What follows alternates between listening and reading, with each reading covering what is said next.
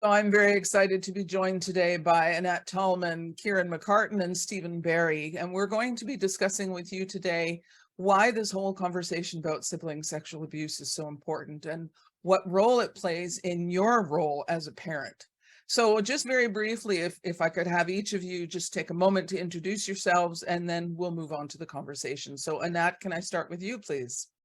Sure. Thank you, Nancy, for inviting me to join this call. My name is Anat Talmon. I'm an assistant professor at the School of Social Work at the Hebrew University of Jerusalem in Israel, investigating the long-term implication of child abuse and neglect, and specifically on sibling sexual abuse.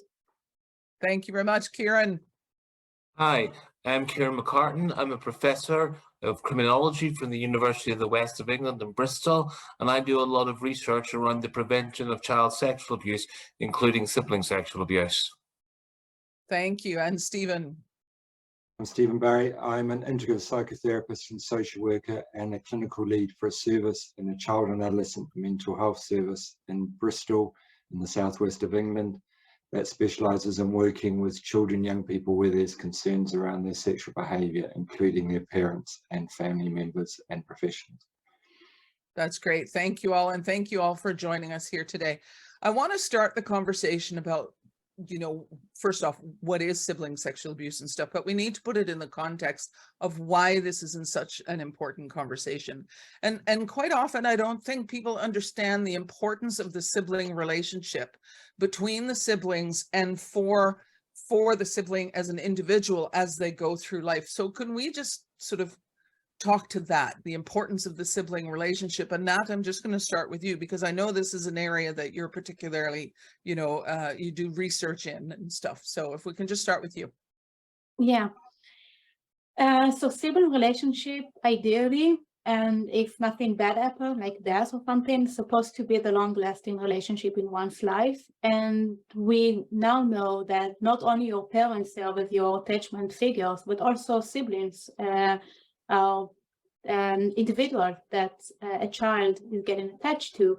And therefore, when there is something kind of disruption in this relationship, it's not only the consequences of the abuse itself, but it's also a betrayal trauma or a relational trauma that has a very, very horrible consequences for the individual. I don't think people, I know for myself, I didn't really think about the duration of my sibling relationships until recently, and I'm 60 now. So it didn't dawn on me, as you were just saying, that it's the longest relationship of our life. The one that you have with the parents or with children or with friends or colleagues or whatever. Exactly. Yeah. So it was only in recent years that I started to actually think about that. So it increases the importance of people understanding these things that can disrupt that relationship. Kieran or Stephen, did you have anything you wanted to add to that? It was quite a dynamic relationship as well, because although it's about siblings, you also have other shared things in common, like your parents and the relationship you have with your parents. We know that certain siblings have better or worse relationships with parents as they move through life. So it's not only about you, it's about that sort of family structure, that family dynamic. But quite often, and you see this in later life, as siblings come to bury their parents, you hear a lot of reflections upon life and reflections upon time together and journey shared, maybe time apart. So it is actually quite important to think about it in the context of the family system. But yeah, it's definitely the longest serving relationship you'll ever have. Yeah, exactly. Stephen, any further thoughts on that? I think it's that context, isn't it, around the family system dynamics. We have different relationships with different members of the family, both in terms of siblings, but I also think it's important to think about extended family, cousins, for example, other significant people in our lives and our families' lives. So I think it is really important to acknowledge that. And people have stronger and weaker relationships with siblings, but they continue to influence regardless of whether we're still in contact with siblings or no longer in contact. I think it continues to endure. Absolutely. I know when I lived overseas, I didn't have a lot of contact with my brothers, but they were still there. I mean, they were still, you know, out there in my life somewhere, and I still think about them, and they'd still have a role to play in my life for sure. So, so let's move on now to more sort of details and what we know in the science about sibling sexual abuse, what it is not, how it differs in general from other forms of abuse, child abuse in particular. And then let's look at some of the statistics, because although the research is difficult to pin down, most people think, oh no, it doesn't happen. It's like 1 in 1,000 or 1 in 1,000,000 or something, and it just doesn't happen, or it doesn't happen on my street or whatever. So let's give people the science and the truth that we know in the research so far. One of the things that we know, and Anat, again, I know you're working on this right now with a research project, is the definition of sibling sexual abuse is a little problematic, but I think there are some core things that we can all agree on are related to sibling sexual abuse. So let's just talk about the current state of affairs with the definition of sibling sexual abuse. Yeah, so first of all, we know that sibling sexual abuse is the most common form of sexual abuse. And we know that the frequency of sexual abuse in general is quite high, around, like, I think the general population between 11 to 30%, if I recall correctly. And if we know that sibling sexual abuse is more common, and we know that from clinicians, we know that from evidence, we know that from survivors, we are getting to a very, very disruptive numbers and of people that had experienced this kind of horrible experiences. But it is true that we don't have a specific definition, and that the most and the main barrier that we as researchers are facing, because once we don't have a specific definition for the phenomena, it's very, very hard for us to assess and to get the precise frequency of it, because basically if we don't know what we are looking at, we don't know how to define it specifically, then we are missing a lot of people that falls under a different definition that relevant to other forms of sexual abuse, but not relevant to the story of sibling sexual abuse. Most important, I think, and probably Stefan and Kieran do have more information about that, is the age differences between the perpetrator to the victims, which I know it's a main disrupting issue for survivors, because most of the literature is speaking about the 5 years of gap between the perpetrator and the victims, but we know that in terms of sibling, that's not the case, and that's not, it's totally not relevant for them, definitely in the modern society, when people started to deliver babies much older. So we don't have this gap between siblings.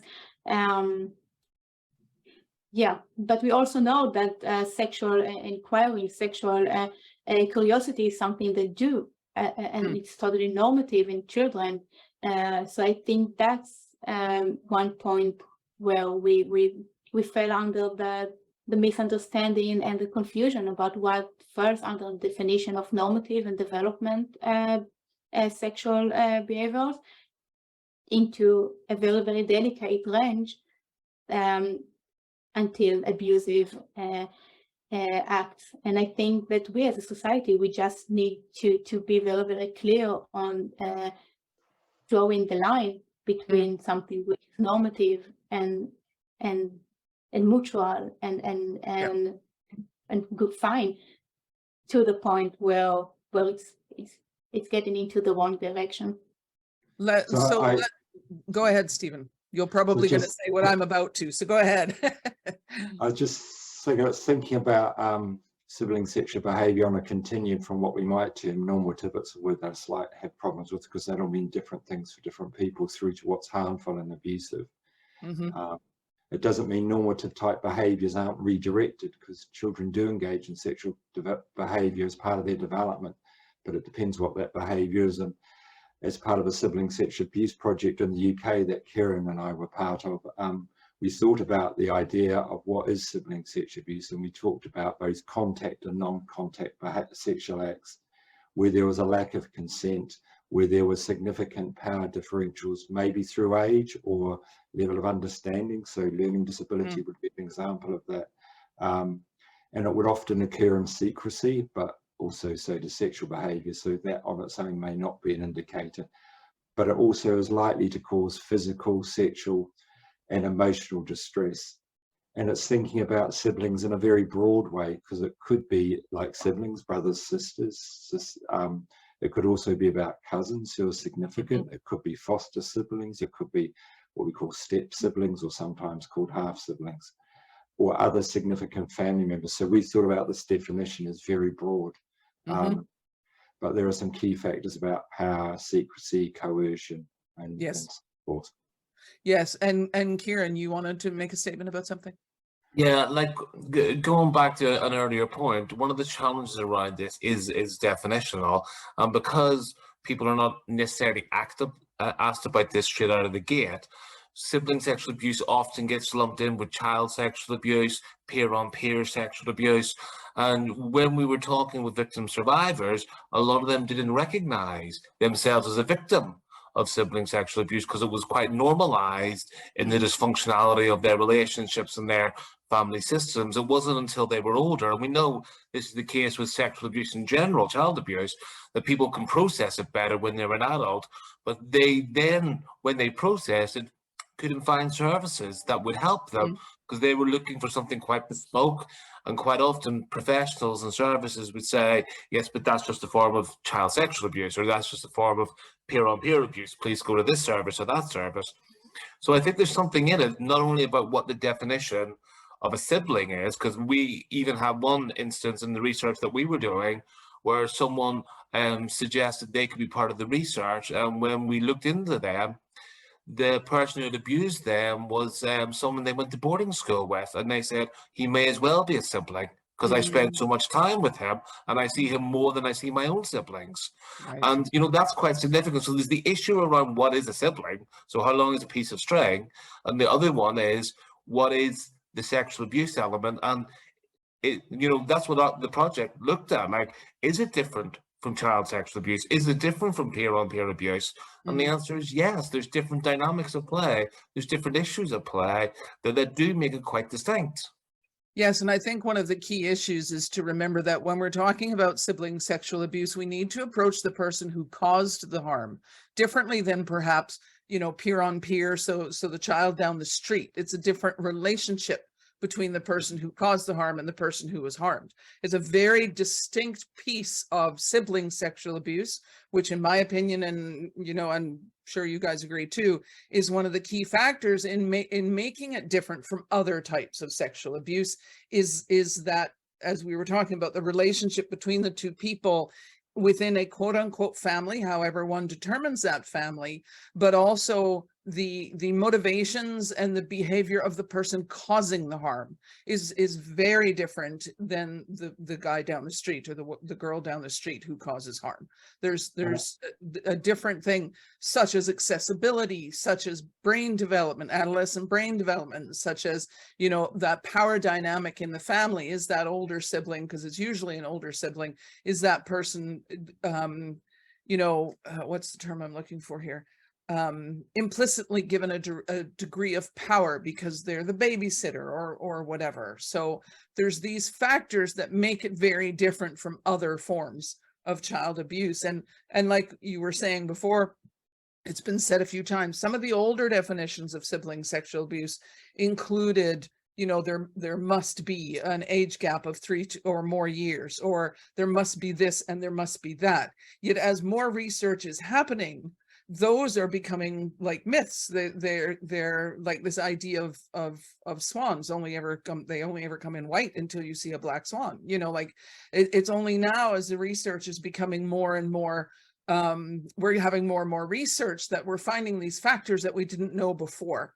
All that being said, do you think that for the purposes of our conversation today, that we could come up with a definition, just generally speaking, to help the parents understand what is the difference between normal curiosity, problematic behavior, and abusive behavior? So just in the context of our event today, for people to understand, you know, why it's important, for example, not to just dismiss boys will be boys, or, oh, they're just, you know, horsing around like kids do. Can we come up with that just briefly now, do you think? I mean, we can try. Yeah, I we think can it's- try. I think for me, it's what I was saying before about issues about consent or non-consent, Mhm. non-consensual, power differentials. Age could be part of that, as well as abilities and understanding positions within the family. Mhm. Impact, the experience of the child harmed.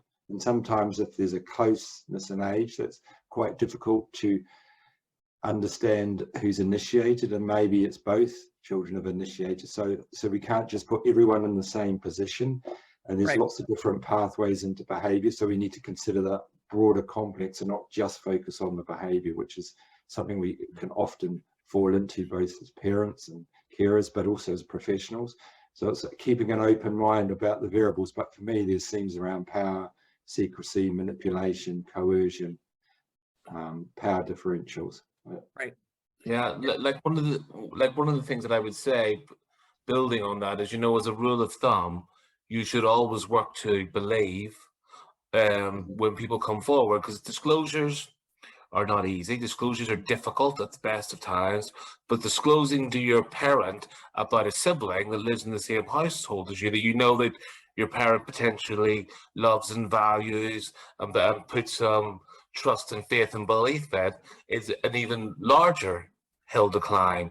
So work from a place of believing and a place of understanding, but also work for a place of accepting, because one of the challenges with sibling sexual abuse is parents can become quite defensive quite quickly, because there's an inclination that they are somehow responsible for this. So you've created the environment, you've created this, you've created that, has happened in your house, under your nose. Mm. Were you not paying attention? And sometimes family dysfunction plays into sibling sexual abuse, but other times parents have absolutely no idea that this is going on. But I think you need to be willing to accept that this could happen in your Mhm. household, and that understanding why and how it happens is really important, not simply dismissing it and hoping the conversation goes away, because that might feel a bit easier.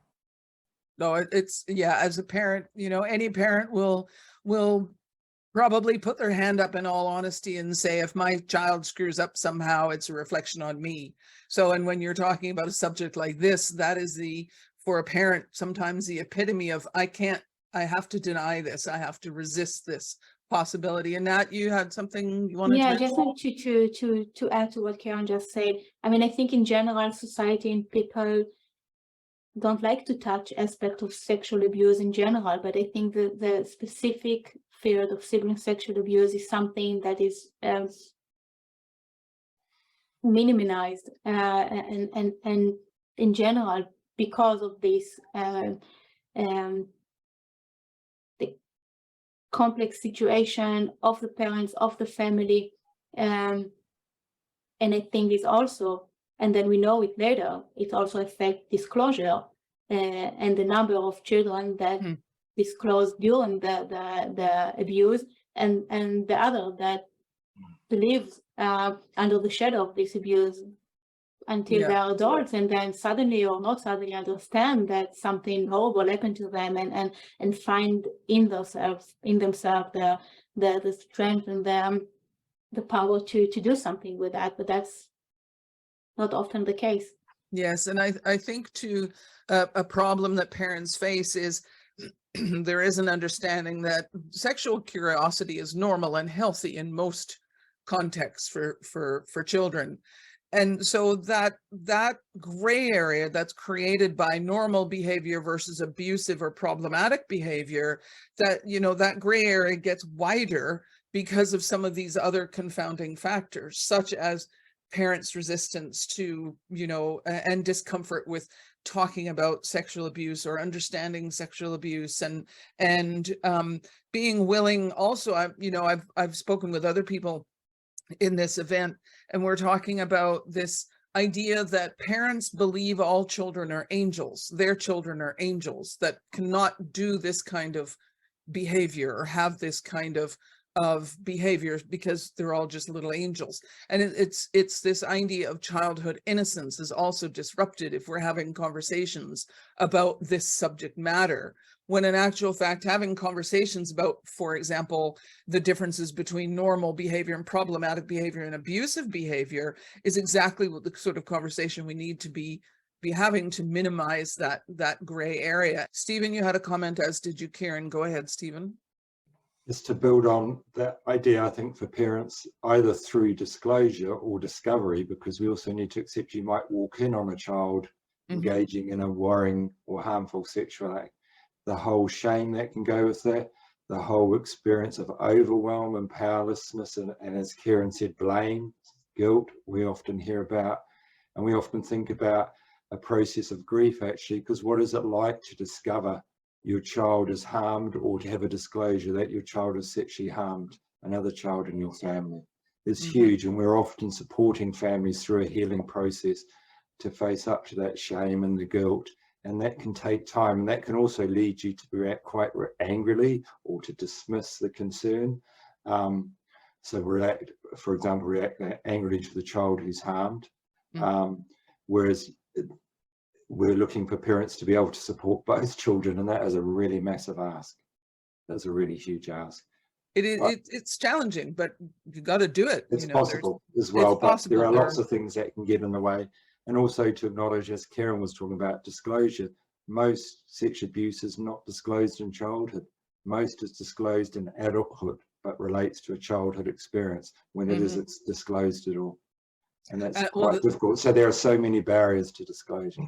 Yeah, there are, for sure. And Kieran, you had a thought? Yeah. I just really want to build on what Stephen said, but go back to something that you said, Nancy. You know, there is an othering of people who commit sexual offences across the board, because it serves a purpose for us. It reinforces that we are not like them, that we are normal, that we are good people, and they are bad and evil and whatever. But the reality is they're not the others, because sexual abuse is so common.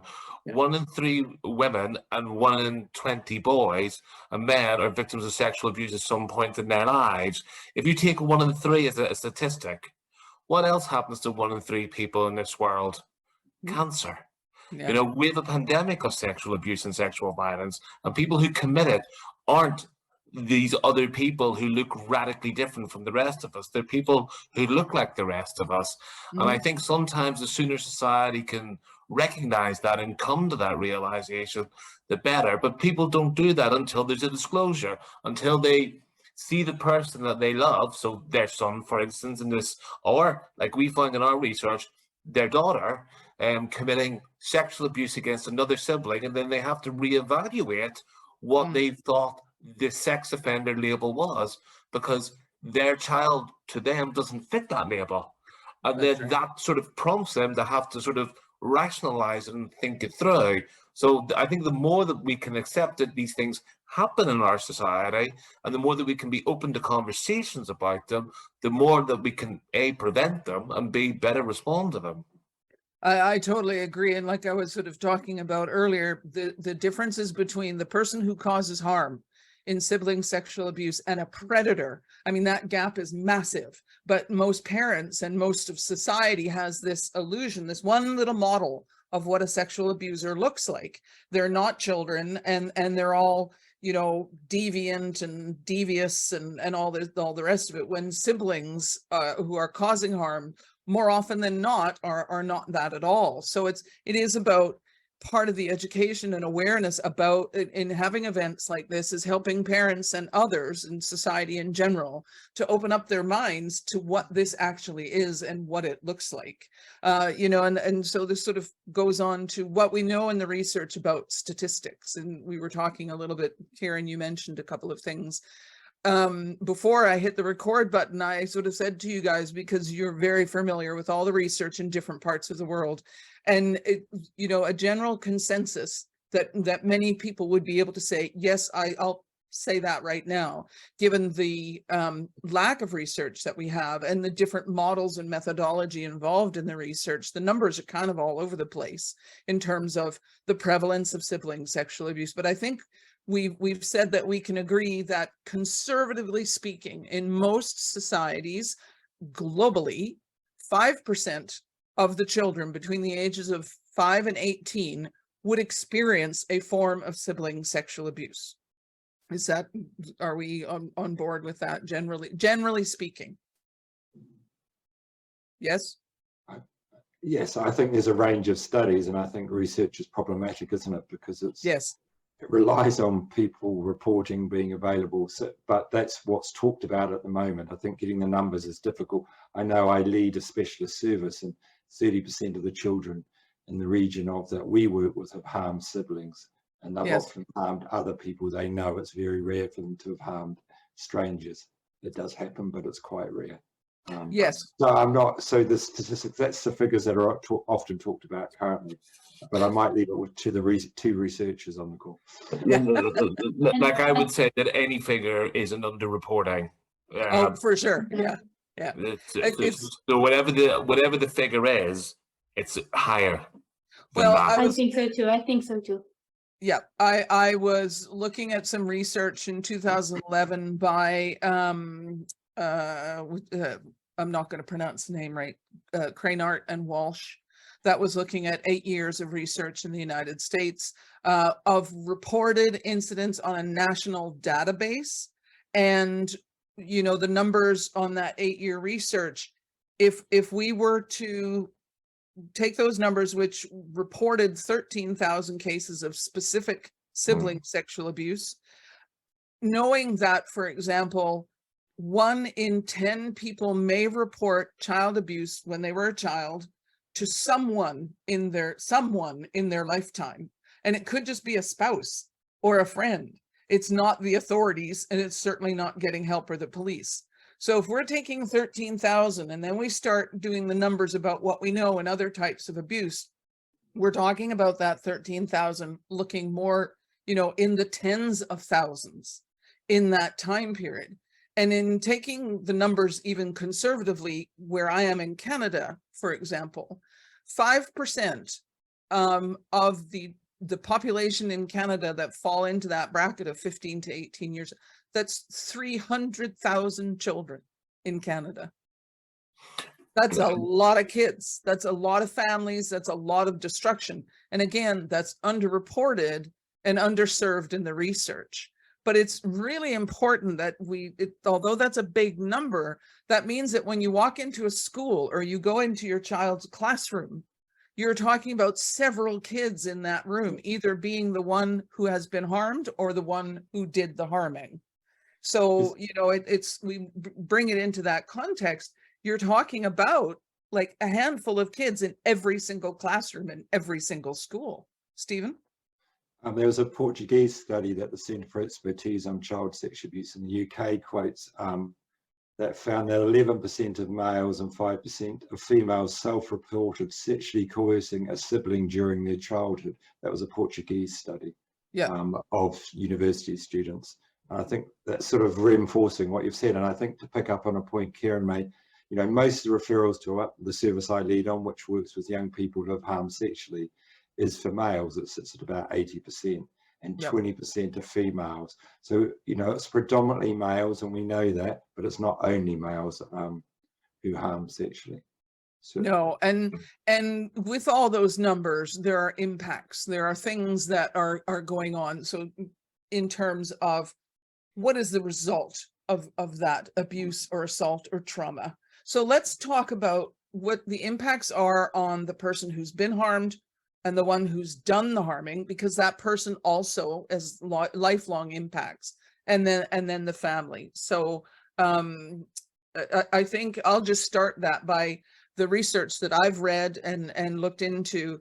The person who's been harmed, so the sibling who's been harmed, the impacts on them are similar to or the same as what we already know in other forms of child abuse. So anxiety, depression, difficulty, you know, Anat, you were talking about attachment. So disruption to attachment, which can be a lifelong impact of building relationships with other people, whether those are sexual relationships or just friendships because you have issues of trust. There's substance abuse, self-harm, dysfunctional ability in society generally. And of course, then there's things like youth homelessness, youth suicide, and adult suicide. all that could be related to the person being harmed by a sibling. So just, Anat, you want to add to that? Yeah, I think absolutely right, everything that you just said, but I think from a survivor's testimony, we all also see reports for the sense of isolation and loneliness, specifically because exactly what Stephanie just said, the sense of grief and understanding then why you disclosed something. And even if you don't disclose like out loud, but when you face that something happened to you, and the person that helped you is your brother or your sister or someone so close to you, then you need to then you need to live with the sense that nothing is going to be the same anymore. Yeah.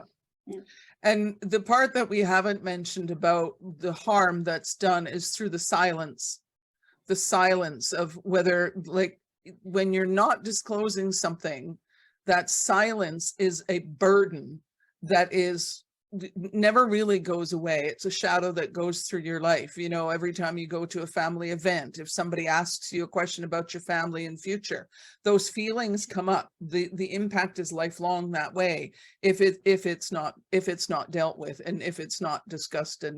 And Stephen had a point, and then Kieran. Stephen? So I'd also add to that, impacts of trauma and PTSD are also possible for some people who have experienced harm, and that can play out in lots of different ways in terms of potentially panic attacks, for example, flashbacks, and so forth. So we really need to think about those emotional and psychological impacts alongside the physical and relational impacts. Correct. And Kieran? Yeah, I just want to pick on something you said there, Nancy, about family events. This is another reason why sibling sexual abuse is so different from stranger rape or something like that, because you're interconnected with each other. You may not see each other ever again. You might grow up to be adults and never talk to your brother or your sister ever again, but you share family, you share other people, where people will mention them, you will hear them being mentioned around you. It's a little bit like divorce in that instance. You may not be no longer with your partner, but their name will be mentioned in your life and you'll be surrounded by it. So there's a constant re-triggering of stuff because people are talking about the person who abused you, sometimes in a questioning way, sometimes in a loving way, and that's a real consequence of sibling sexual abuse that is different from all other forms of abuse. In some way, if you look at stranger abuse or stranger rape, you never have to see that person ever again, and that person's out of your life, and you can compartmentalize that maybe in a different way. But this, because of the sibling, it's always in your life one way or another, and there will always be times when you would either have to come into contact with them or hear about them. Yes, and one of the other important points that we were alluding to before about the impacts is that we see similar impacts to this on the person causing the harm. So because with intervention and support, I believe the statistic is very high, upwards towards a 97%, that a person causing harm to a sibling will never go on to harm anybody else. And even without intervention, it's still fairly high, but though that research is very sketchy, you know, it's limited. But all that being said, you know, and I've said this in other places in the event, survivors one way or another tend to find each other. So they tend to find support, whether it's through Facebook or they go to therapy or whatever, because that's just the way it is with all sorts of different kinds of abuse. Survivors tend to find each other. Those who cause harm do not find each other. You do not see people running around going, oh yes, I caused harm, you know, let's all talk about it.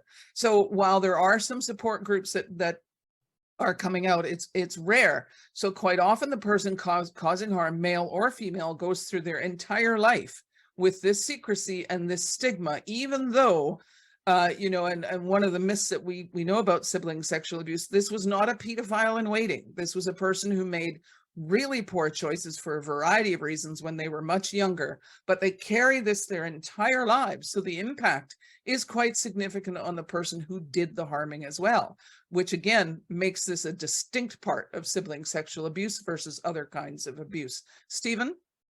Just want to pick up that point about intervention, because I lead on a service that offers intervention to children and young people.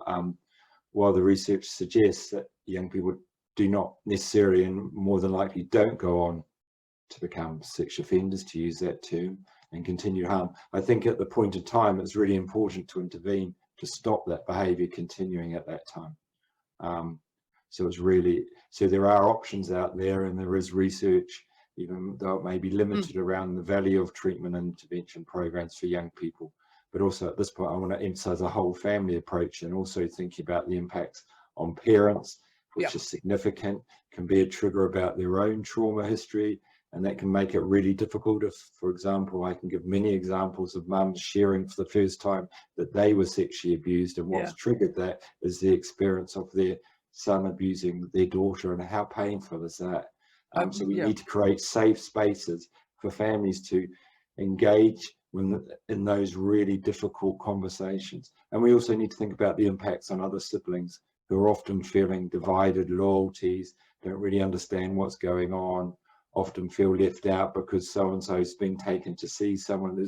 So we also need to think broadly. So once again, that idea of a family approach. Very, very much so, the family approach. And you know, sort of touching on something that you mentioned at the SiblingsToo.com website, I've been collecting stories from survivors and other family members as well. And sometimes these are anonymous stories that are being used for research.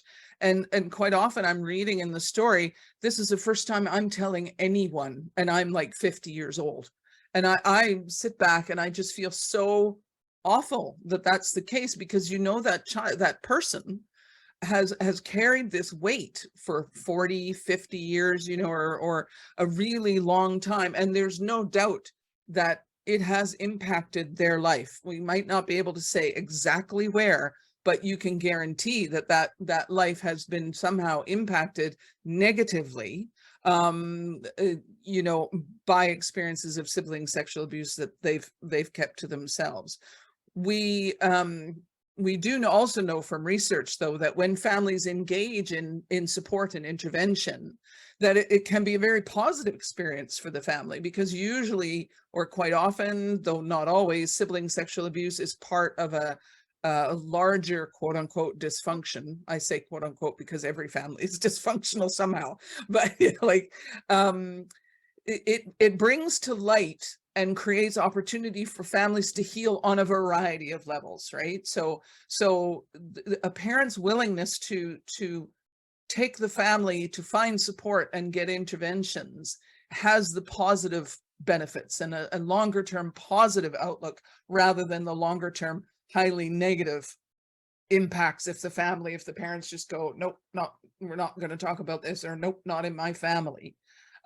So we do know that while the impacts when things are not dealt with and the discussion isn't had within the family, and if it, you know, even as adults, if we disclose it as adults with the family not handling it well, that impact can go on.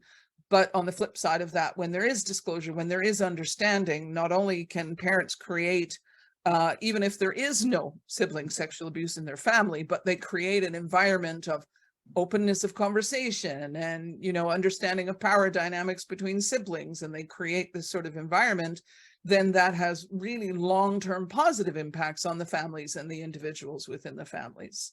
I don't think I've misspoken there anywhere, Stephen. No, I just want to acknowledge and build on what you've said, the courage of many of the families our service, the service I privileged to lead on, works with, to face up to really difficult things and go through some quite painful journeys over time. But unless you're willing to face some of that, the polarization and the harm continues, and the secrecy continues into adulthood.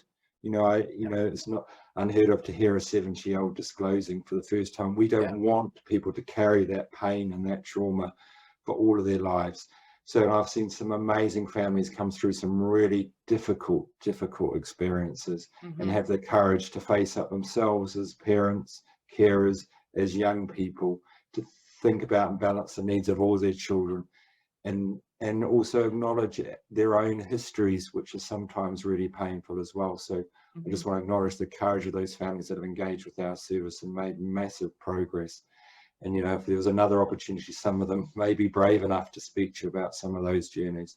And we have had that on a radio program not too long ago in the UK on File on 4. So I just want to acknowledge there is hope there. There is possibilities of change.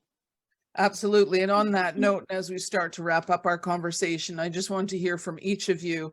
And Stephen, you might do a ditto, but perhaps there's something else you want to say as well.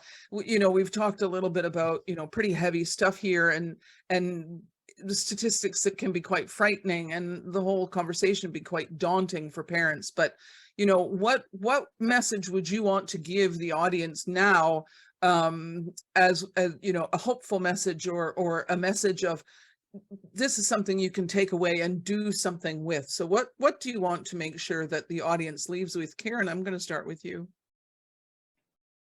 I suppose what I would come from is own the problem. Once there is a disclosure, tackle it. Don't try to deny it. Don't try to ignore it.